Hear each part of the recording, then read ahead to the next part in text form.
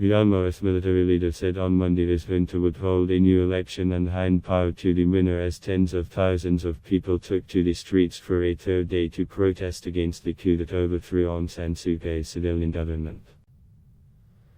Senior General Min Aung Hlaing was speaking in a televised address, his first to the country since last Monday's military takeover.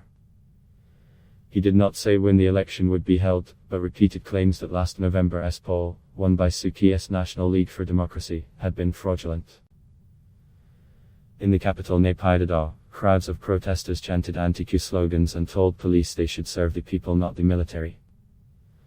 Police turned water cannon on protesters and warned that they might use live fire if the demonstrators did not disperse, but the protests ended without bloodshed. Protests also took place in the commercial capital Yangon and elsewhere. Gatherings have so far been largely peaceful, unlike bloody crackdowns on previous protests, in 1988 and 2007 in particular, when hundreds were killed.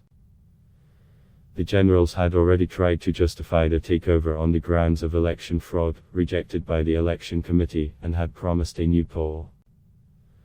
Min Aung Hlaing reiterated that position in his address on Monday, saying the junta would form a true and disciplined democracy different to previous eras of military rule. The election committee must be reformed, he said.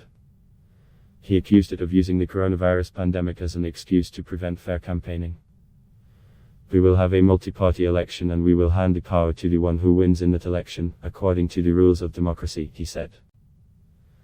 I want to make a request to every citizen that everyone should go with the true facts and not to follow feelings of your own. He gave no time frame, but a state of emergency will last 1 year.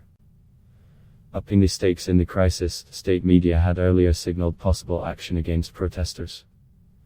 Calls to join protests and to back a campaign of civil disobedience have grown louder and more organized since the coup. The protests are the biggest since the Saffron Revolution led by monks in 2007, which led over subsequent years to the military's gradual withdrawal from politics after decades of direct rule.